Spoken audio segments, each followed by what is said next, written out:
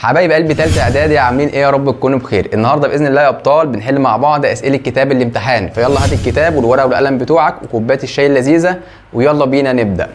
طيب قبل ما نبدا طبعا اشترك في القناه علشان باذن الله هبدا انزل لك الشرح وكل الاسئله باذن الله. طيب السؤال الاول يا حبيب قلبي بيقول: امامك خريطه للعالم، اكتب ما تدل عليه الارقام الاتيه. حاول بقدر الامكان تفهم اللي انت بتحله. خلاص كده؟ طيب الخريطه الاولى جايب لك خريطه العالم اهي، وجايب لك رقم 1 هنا في المنطقه دي. بيقول لك هنا المنطقه دي محيط ايه؟ يبقى اذا هنا على طول تقول لي المحيط الهادي. رقم 1 المحيط الهادي. طيب رقم 2 بيقول لك في المنطقه دي عندي المحيط الايه؟ هنا في المنطقه دي هنا عندي المحيط الهندي، ركز معايا. يبقى اذا اللي جنب الهند هنا يبقى اذا المحيط الهندي. طيب رقم 3 بيقول لك رقم 3 فين؟ رقم 3 هنا في المنطقه دي. هنا هتقول لي طبعا المحيط القطبي الايه؟ المحيط القطبي الشمالي. طيب رقم 4 فين يا شباب؟ رقم 4 هنا في المنطقه دي المحيط الاطلنطي، مهم جدا جدا جدا. قلت لك طبعا بيفصل قارات العالم القديم عن قارات العالم الايه؟ الجديد، اللي هي قاره ايه؟ قاره اوروبا وقاره افريقيا، يعني امريكا الشماليه وامريكا الايه؟ الجنوبيه. طيب رقم 5 فين؟ رقم 5 هنا بيقول لك في المنطقه دي كده. الحته دي مدار ايه؟ طبعا المنطقه دي على طول تقول لي مدار الجاديه، مدار الايه؟ مدار الجاديه. طيب رقم 6 هنا دي قاره ايه يا حبيب قلبي؟ دي في المنطقه دي قاره ايه؟ جدع، دي قاره امريكا الجنوبيه. يبقى اذا هنا عندي قاره امريكا الايه؟ امريكا الجنوبيه. زي الفل. طيب بعد كده بيقول لك رقم 7 في المنطقه دي اللي فوق دي اسمها ايه؟ يبقى اذا دي امريكا، جدع سامعك اهو، امريكا الايه؟ امريكا الشماليه. زي الفل.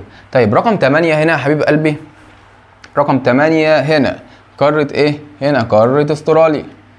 حلو الكلام. طبعا قاره استراليا بتقع فين؟ تقع في الايه؟ في الجنوب الشرقي، تقع في الجنوب الشرقي.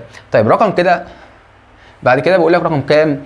رقم 9. رقم 9 فين؟ رقم 9 هنا في المنطقه دي. هنا قاره مين؟ هنا طبعا قاره اوروبا. طيب رقم 10 هنا القاره بتاعتنا دي قاره ايه؟ دي قاره افريقيا. زي الفل. طيب بعد كده 11 هنا طبعا القاره الايه؟ القاره القطبيه، ايوه كده، الجنوبيه او انتاركتيكا. خلاص، القاره القطبيه الجنوبيه او انتاركتيكا دي رقم 11. طيب رقم 12 في المنطقه دي فين؟ رقم العرض الرئيسيه 12. انت فين؟ اهي 12 هنا في المنطقه دي عند دائره اسمها دائره الايه؟ دائره، ايوه كده، دائره الاستواء. طيب رقم 13 هنا في المنطقه دي هنا عندي بحر يطلق عليه بحر مين؟ بحر تيمور او بحر تيمور. المنطقه دي عندي بحر تيمور او بحر ايه؟ تيمور. طيب ده بالنسبه للخريطه الاولى. في اي مشاكل؟ ما فيهاش اي مشاكل. بعد كده جايب لك خريطه ثانيه لقاره امريكا الشماليه. حلو. طيب رقم 1 بيقول لك هنا في المنطقه دي عندي مدار ايه؟ في المنطقه دي هنا طبعا عندي مدار السرطان. مدار، ثانيه واحده بس اخد بق شاي.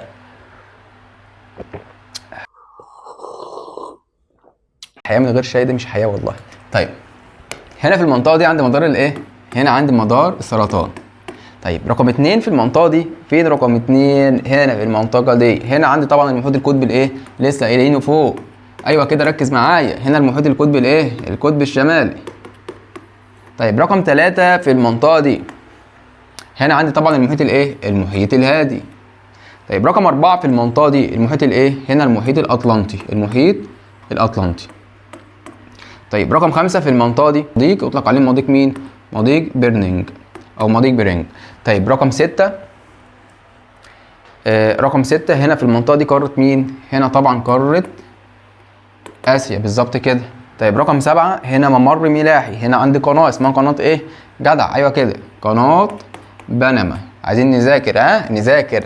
حاسك مش فاهم خريطه، يبقى اذا هنا في المنطقه دي عندي قناه بنما. هنا عندي محيط اطلنطي، هنا محيط هادي، محيط قطبي شمالي، مضيق برينج، هنا قاره اسيا. الدنيا سهله وبسيطه، مفيش اي مشاكل. طيب بعد كده جايب لك خريطه لقاره امريكا الجنوبيه. ركز معايا بقى، مهمه جدا جدا.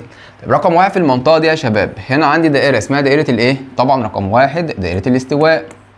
قلت لك طبعا ان قاره امريكا الجنوبيه بيقع معظمها فين؟ معظمها في الجنوب، مش كلها، اذا معظمها واقع في الجنوب. رقم 2 بيقول لك مدار ايه؟ رقم 2 في المنطقه دي طبعا اللي تحت الاستواء على طول تقول لي مدار الجدي، مدار الجدي. خلي بالك ان مدار الجدي بيمر بالقاره امريكا الجنوبيه وقاره افريقيا وقاره مين؟ استراليا. طيب بعد كده المحيط ايه؟ رقم 3 في المنطقه دي. اذا الحدود الشرقيه على طول تقول لي المحيط الايه؟ المحيط الاطلنطي.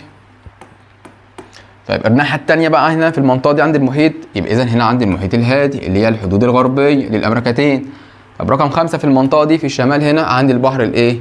البحر الكاريبي. والبحر الكاريبي طبعا من الحدود المشتركه بين امريكا الايه؟ امريكا الشماليه وامريكا الجنوبيه. ده بالنسبه لقاره امريكا الجنوبيه. الدنيا سهله بسيطه مفيش اي حاجه. طيب بعد كده بنتكلم عن قاره مين؟ قاره استراليا. طبعا قبل ما نتكلم عن قاره استراليا لازم تعرف الاول، قلت لك اللي هي واقعه في الجنوب الشرقي، صح كده؟ بالنسبه للموقع الفلكي.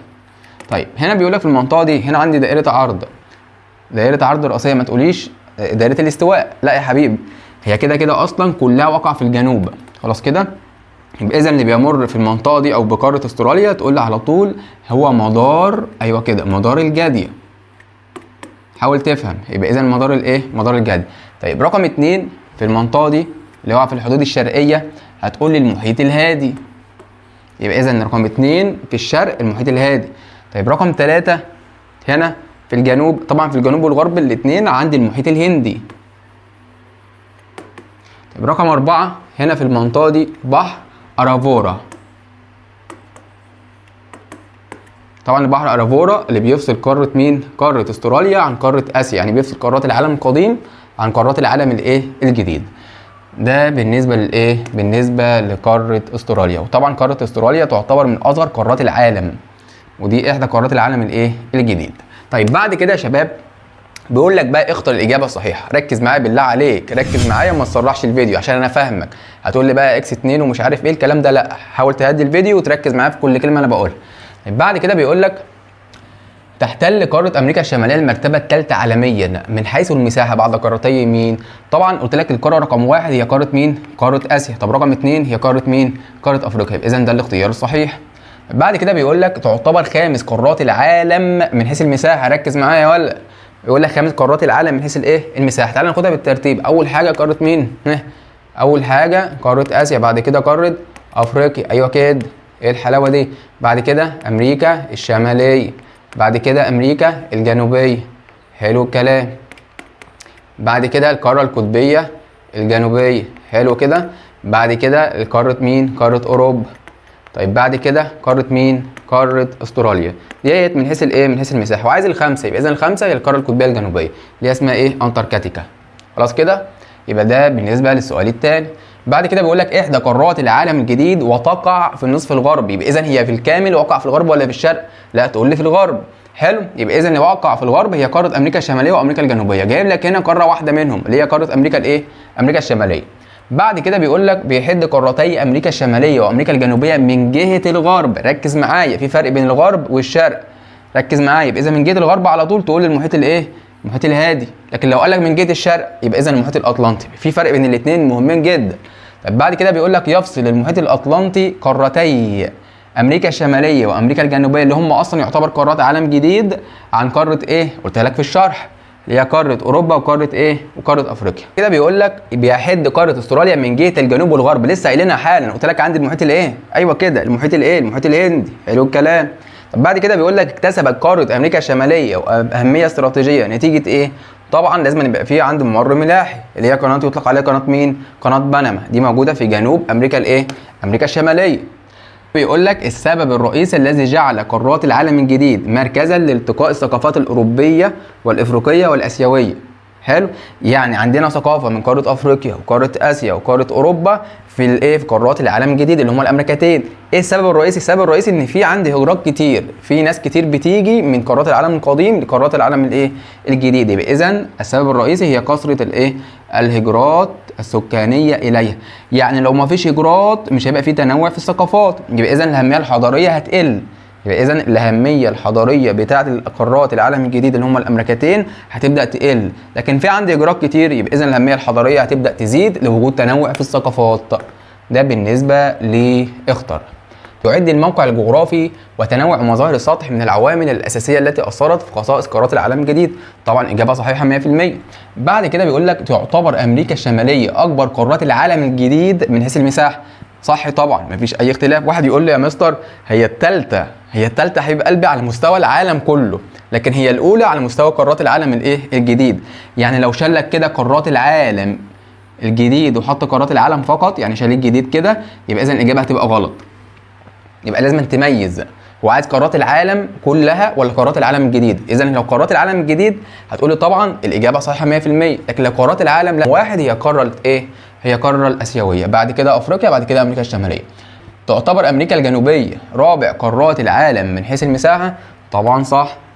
طيب بعد كده خلي بالك هنا جاب لك قارات العالم فقط، ما جابلكش ايه؟ ما جابلكش قارات العالم الجديد. هنا بقى لو جاب لك قارات العالم الجديد يبقى اذا هي المرتبه الثانيه وليس الرابعه، انت لازم أن تكون فاهم. يعني هنا لو قال لك يعتبر امريكا الجنوبيه او تعد امريكا الجنوبيه تاني قارات العالم الجديد، هتبقى برضو اجابه ايه؟ اجابه صحيحه.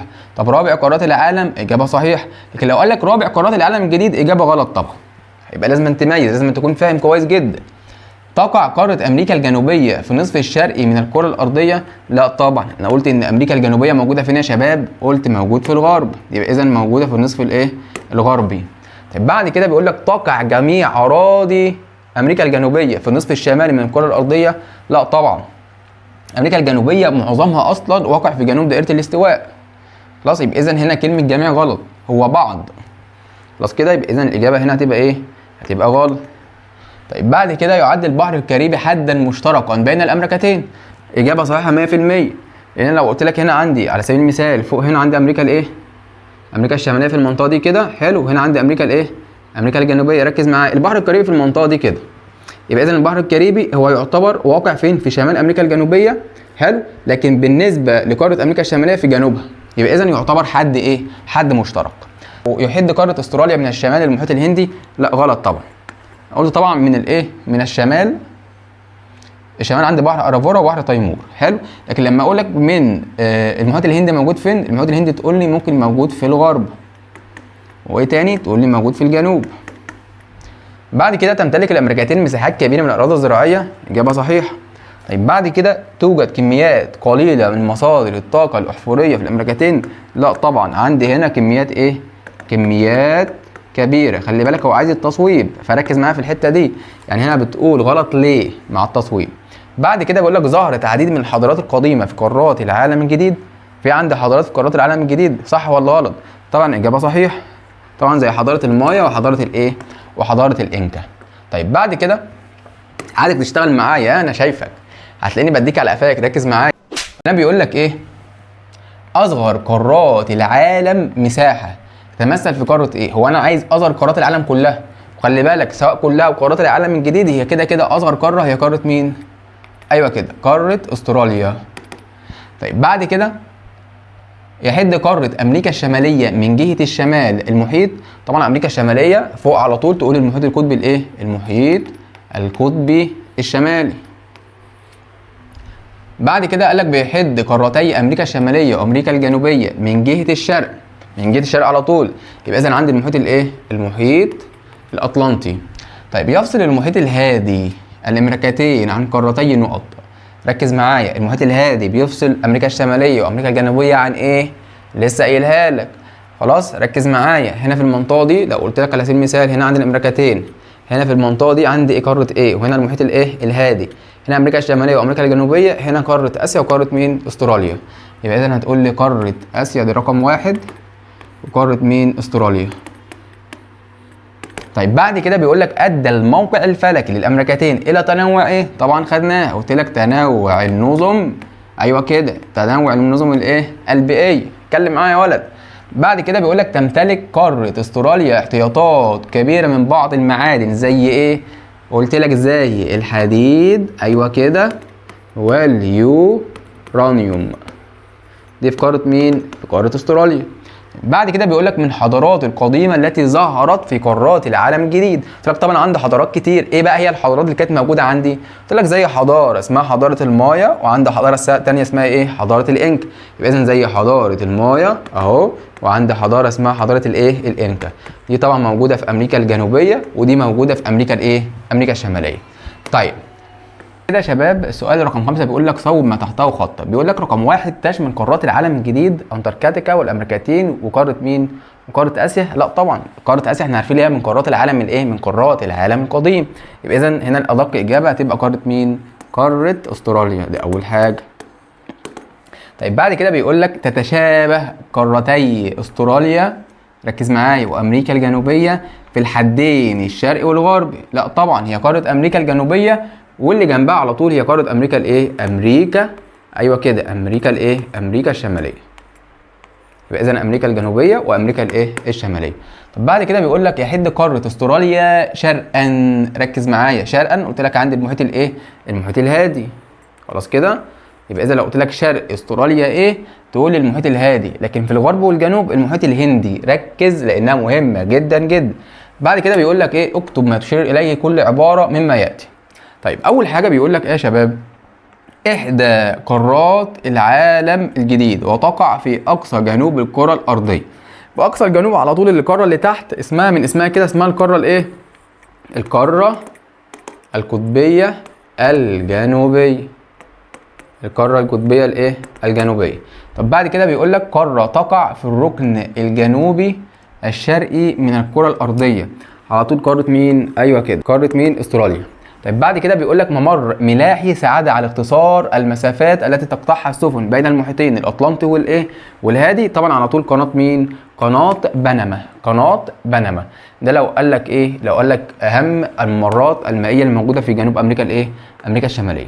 طب بعد كده بقول لك يا شباب بما تفسر، ليه بتعد قناه بنما من اهم الممرات المائيه بالعالم؟ هتقول لي ان اول حاجه يا شباب، ركزوا بقى معايا، ربطت المحيط الايه؟ المحيط الهادي، ايوه كده، بالاطلنطي. طيب ايه تاني يا شباب؟ ساعدت طبعا على اختصار الالاف من الكيلو ايه؟ من الكيلو مترات، صح كده؟ فبالتالي كان لها دور ايه؟ كان لها دور في تيسير حركة الايه؟ تيسير حركة التجارة، دي رقم واحد، وبالتالي ذات أهمية ايه؟ ذات أهمية استراتيجية. ده بالنسبة لقناة مين؟ بالنسبة لقناة بنما. طيب بعد كده تنوع النظم البيئية بالأمريكتين. طبعا أي نظم بيئية ده لا علاقة بالمناخ، والمناخ لا علاقة بالموقع الفلكي. إذا هنا هتقول لي بسبب الامتداد الفلكي الكبير للامريكتين الذي ادى الى تنوع المناخ وتنوع النظم الايه؟ النظم البيئيه. طيب بعد كده الاهميه الحضاريه لموقع قارات العالم الجديد. ركز معايا، هنتكلم هنا عن حاجتين اتنين. اول حاجه هتقول لي ان في هنا عندي ثقافات، خلاص كده اكتبها بقى عندك عشان مش هكتب كل حاجه. ثقافات من القاره الاسيويه، منتقل الثقافات من القاره الاسيويه والاوروبيه والافريقيه بسبب الهجرات، ده اول حاجه. طيب رقم اتنين هتقول لي في عند حضارات كتير زي مثلا حضاره المايا وحضاره الايه؟ وحضاره الانكا. تمام، حلو الكلام. طيب بعد كده يا شباب بيقول لك ما النتائج المترتبه بقى. هنا بيقول لك الموقع الفلكي لقاره مين؟ لقاره استراليا بالنسبه لخريطه الايه؟ بالنسبه لخريطه العالم. ده طبعا ترتب عليه يا حبيب قلبي ان اصبحت القاره الاستراليه تقع في جنوب، في جنوب ايه؟ في جنوب شرق خريطة الايه؟ خريطة العالم. بس كده، الدنيا سهلة وبسيطة. طيب بعد كده بيقول لك الموقع الفلكي للامريكتين بالنسبة للأهمية الايه؟ الأهمية الاقتصادية. طبعا الموقع الفلكي هيؤدي إلى تنوع النظم الايه؟ النظم البيئية، على طول خدناها قبل كده، لسه قايلينها حالا.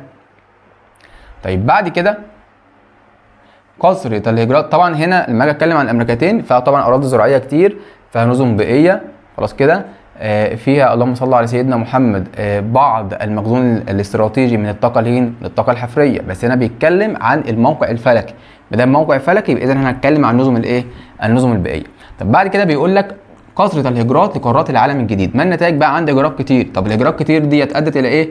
ادت طبعا ان اصبحت كده اهو ملتقى، ملتقى لثقافات لقارات العالم الايه؟ القديم، خلاص كده. فبالتالي زادت الاهميه الحضاريه لقارات العالم الايه؟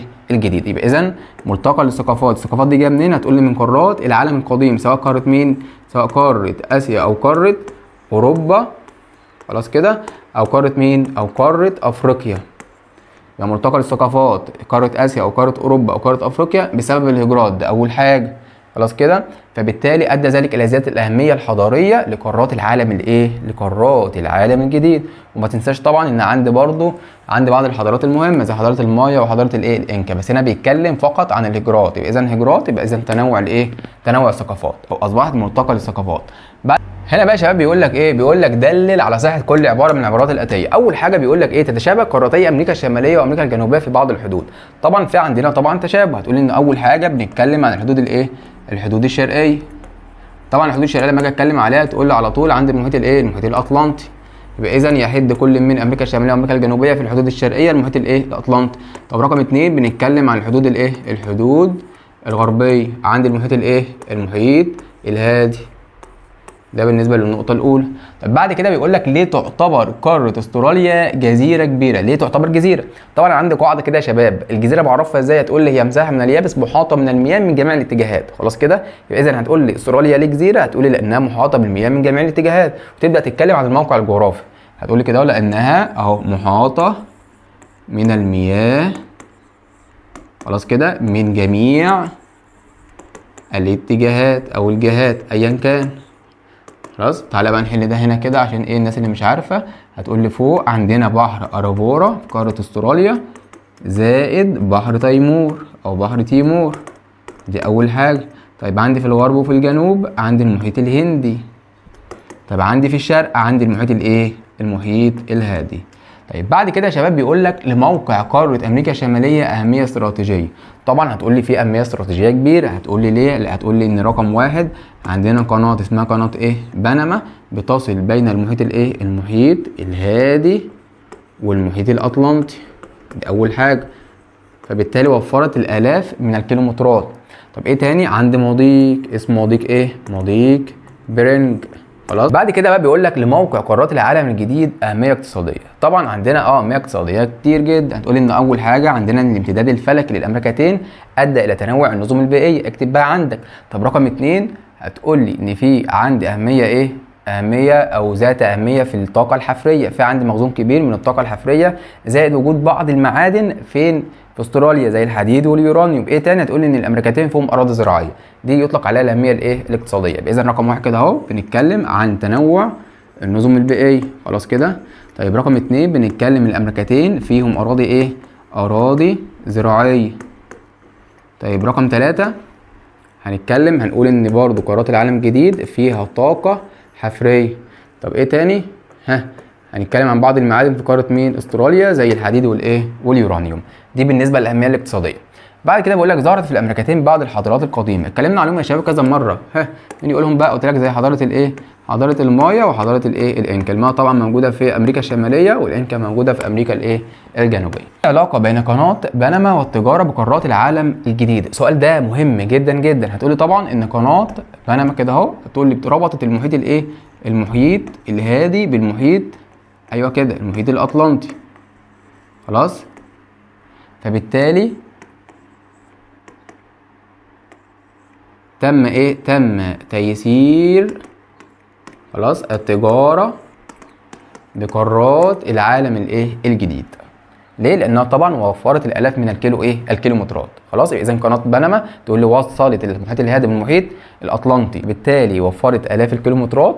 خلاص، فبالتالي تم تيسير الايه؟ تيسير التجاره. كلمه تيسير يعني تسهيل. كل ما يكون في ربط اكتر كل ما التجاره بتبقى سهله بالنسبه لي. بعد كده بيقول لك الموقع الفلكي للامريكتين والاهميه الاقتصاديه. ده طبعا ادى الى تنوع النظم الايه؟ تنوع النظم، ايوه كده، تنوع النظم البيئيه كده. بعد كده بيقول لك ماذا يحدث اذا كانت قاره ايه؟ استراليا متصله بقاره اسيا بريا. بريا يعني معناها هتبقى شبه، ايوه، شبه ايه؟ شبه جزيره.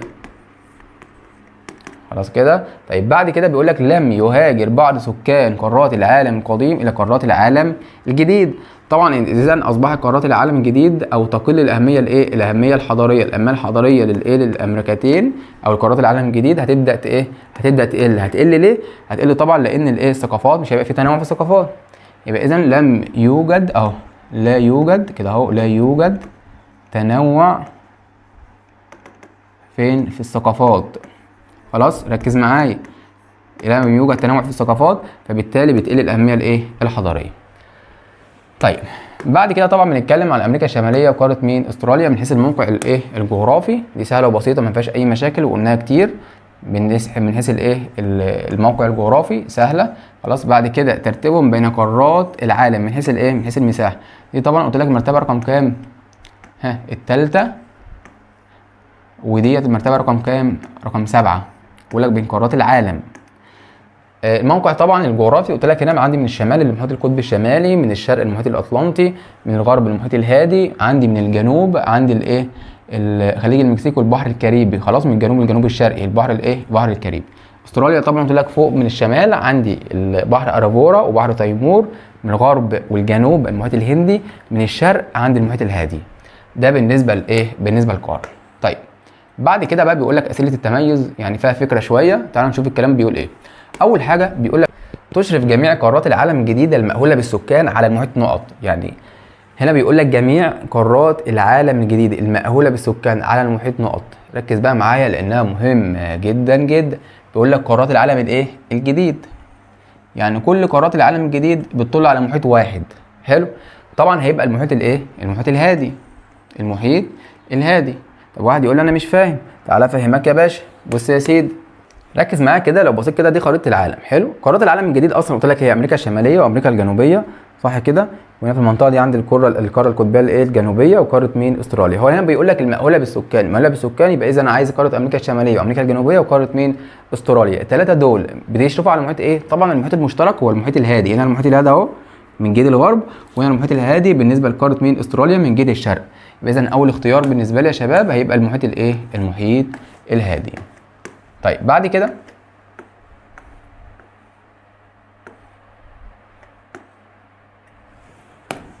بيقول لك ايه بقى؟ اقرب يابس لقاره امريكا الشماليه من جهه الغرب، مهمه جدا، يتمثل في قاره مين؟ طبعا يتمثل في القاره الاسيويه. بص كده على الخريطه هنا في المنطقه دي، هنا قاره امريكا الايه؟ امريكا الشماليه. انا دلوقتي لو كتبت في المنطقه دي في الحته دي كده عندنا قاره اسيا، خلي بالك بتربط ما بينهم مضيق برينج. خلاص كده. يبقى اذا قاره امريكا الشماليه اقرب من جهه الغرب الى قاره مين؟ الى قاره استراليا. طب ازاي الى قاره مين؟ الى قاره اسيا. ليه؟ هتقول لي طبعا ان الارض كرويه. يعني هنا لو انا كده مشيت من هنا كده هاجي لقاره امريكا الايه؟ الشماليه. كذلك لو انا رحت هنا من المنطقه دي كده هبقى فين؟ موجود في قاره مين؟ في القاره الاسيويه. فاهم الفكره؟ يبقى اذا احنا عايزين نفهم علشان باذن الله نبدا ايه؟ نبدا نحل جميع ايه؟ الاسئله اللي تقف قدامنا. طيب بعد كده بيقول لك ايه؟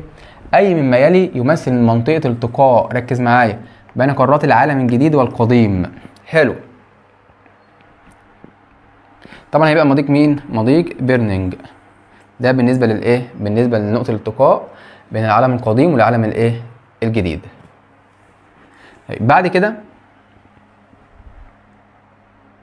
المضيق الذي يصل بين المحيط القطبي الشمالي والمحيط الهادي. طبعا هيبقى برضو مضيق مين؟ مضيق بيرنينج. خلاص كده. اذا المحيط ده بيتكرر كتير. يبقى اذا مضيق بيرنينج بيصل ما بين المحيط القطبي الشمالي والمحيط الايه؟ المحيط الهادي، او يصل ما بين قارات العالم الجديد وقارات العالم الايه؟ القديم. بعد كده بيقول لك ايه؟ المسطح المائي الذي يفصل بين اكبر واصغر قارات العالم مساحه. حلو جدا السؤال ده، ممتاز ممتاز ممتاز، فيها فكره. اذا هنا بيقول لك عايز اكبر القارات اللي هي قاره مين اصلا؟ هي قاره اسيا، صح كده؟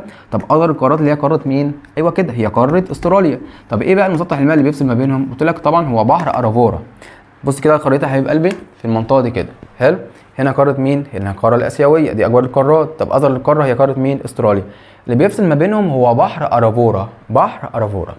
ده بالنسبه للايه؟ للسؤال رقم 5. بعد كده بيقول لك اي من القارات العالم الجديد الاتيه تتشابه في دوائر العرض الرئيسيه التي تمر بها. طيب بيقول لك قاره استراليا وامريكا الشماليه، ولا قاره انتاركتيكا، ولا امريكا الشماليه، ولا امريكا الشماليه وامريكا الجنوبيه، ولا امريكا الجنوبيه وقاره مين؟ استراليا. طبعا ادق اجابه هنا هي قاره امريكا الجنوبيه وقاره مين؟ استراليا. طيب تعال نشوف الكلام ده. بص يا حبيبي، هنا في المنطقه دي طبعا امريكا الجنوبيه وقاره مين؟ استراليا، صح كده؟ تعال نشوف تاني الاختيارات. معلش الاختيارات هنا بيقول لك ايه؟ جايب لك هنا اي من القارات العالم الجديد تتشابه في دوائر العرض الرئيسيه التي تمر بها. طبعا استراليا وامريكا الشماليه الاثنين بعاد عن بعض. خلاص. انتاركتيكا وامريكا الشماليه برضو بعاد عن بعض. امريكا الشماليه وامريكا الجنوبيه برضو ايه؟ بعيد عن بعض. اذا ادق اجابه زي ما قلت لك امريكا الجنوبيه وقاره مين؟ استراليا. ليه بقى؟ هنا لو بصيت في المنطقه دي كده عندي مدار الايه؟ مدار الجدي. خلاص. يبقى اذا المدار الجدي بيمر بها. حلو. لكن هنا امريكا الشماليه بعيده عن امريكا الجنوبيه، القاره القطبيه الجنوبيه بعيده عن قاره امريكا الايه الشماليه. اذا ده المدار الوحيد اللي بيمر بالقاره مين؟ قاره استراليا زائد قاره امريكا الايه امريكا الجنوبيه. طيب بعد كده بيقول لك اي من قارات العالم الجديد قلناها طبعا خلاص. بعد كده بيقول لك ايه بقى؟ القاره التي تمتد في نصفي الكره الشرقي والغربي. طبعا القاره الوحيده اللي موجوده في نصف الكره الشرقي والغربي من قارات العالم الجديد هي قاره مين؟ انتاركتيكا او القاره القطبيه الايه القاره القطبيه الجنوبيه. طيب هنا بيقول لك بما تفسر رغم صغر مساحه قاره استراليا الا انها تمتد في عدد خطوط اطول من قاره امريكا الجنوبيه. طبعا انا بصيت كده للخريطه يا شباب، بص امريكا الايه امريكا الجنوبيه وقاره مين؟ استراليا. هنا لو بصيت على النطاق الفلكي او الامتداد الطولي هتلاقي بيزيد ليه؟ هتقول لي بسبب وجود الجزر. يعني كل ما يكون في عندي جزر هنا كده في المنطقه دي كده بيؤدي لاتساع النطاق الفلكي او النطاق الطولي الفلكي. خلاص كده؟ يبقى اذا السبب الرئيسي هنا يا شباب، السبب الرئيسي هنا هو بسبب وجود الجزر. يبقى اذا هتقول لي هنا بسبب كثره الجزر بقاره مين؟ بقاره استراليا مقارنه بقاره مين؟ امريكا الجنوبيه. يعني الامتداد بتاع الجزيره مثلا تبقى هنا والقاره هنا، فبالتالي ده بيؤدي الى ايه؟ اتساع النطاق الطولي. يعني خطوط الطول بتزيد ليه؟ لان كل ما الجزيره كل ما يبقى في عندي جزر تابعه للقاره فانا لازم طبعا خطوط الطول تمر بهذه الايه؟ بهذه الجزر. يبقى اذا بسبب وجود الايه؟ وجود الجزر. بعد كده زي طبعا جزيره نيوزيلندا الشماليه ونيوزيلندا الايه؟ الجنوبيه. يا شباب يعتبر المحيط الاطلنطي مهمه جدا حدا طبيعيا لاربع قارات. بيقول لك اي جغرافيه. انا لو بصيت على الخريطه كده حبيب قلبي هتعرف ان المحيط الاطلنطي طبعا محيط لايه؟ لاربع قارات. هنا عندي قاره امريكا الايه؟ امريكا الشماليه. طب وهنا امريكا الجنوبيه. هنا قاره مين؟ اوروبا. وهنا قاره افريقيا. يبقى اذا يعتبر حد شرقي للامريكتين، امريكا الشماليه وامريكا الجنوبيه، وحد غربي لقاره اوروبا وقاره ايه؟ افريقيا. اذا هو حدا طبيعيا لاربع قارات. بعد كده يا شباب بيقول لك تمتلك الامريكتين ممرات ملاحيه بنوعيها الطبيعي والصناعي. طبعا ممكن نقول مثال، قلت لك زي مثلا عندنا مضيق بيرنينج، ده اول حاجه مضيق بيرنينج زائد قناه ايه؟ قناه بنما دي طبعا ايه؟ بشريه او صناعيه، وبيرنينج ديت يعتبر مضيق ايه؟ مضيق طبيعي. طيب يبقى اذا مضيق بيرنج او مضيق بيرنينج ده يعتبر حد ايه؟ مضيق طبيعي او ممر طبيعي، لكن بنما تقول لي ايه؟ بشري. تتشابه قناتي بنما والسويس في بعض السمات. طبعا هتقول لي ان رقم واحد كده اهو ان الاثنين يعتبر ايه؟ بشري، يعني ممر بشري، يعني الانسان هو اللي عمله.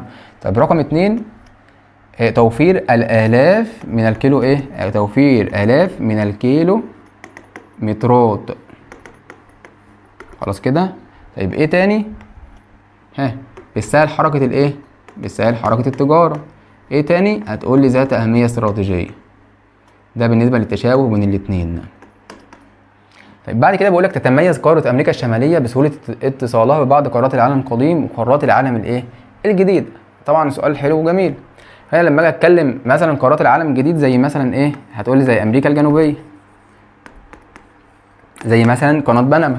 طيب ما اجي اتكلم عن قارات العالم القديم زي قاره مين؟ زي قاره اسيا عن طريق مضيق مين؟ مضيق بيرنينج. طبعا الجزء الاول من الايه؟ من الحل. باذن الله تعالى في اقرب وقت هنزل لك الجزء الثاني، بس قبل ما نقفل اشترك في القناه علشان باذن الله اول ما انزل لك الحل يوصل لك على طول. لو احتجت اي حاجه اكتب لي في الكومنتات وانا معاك مش هسيبك. قبل ما تقفل اوعى تنسى على سيدنا محمد. السلام عليكم.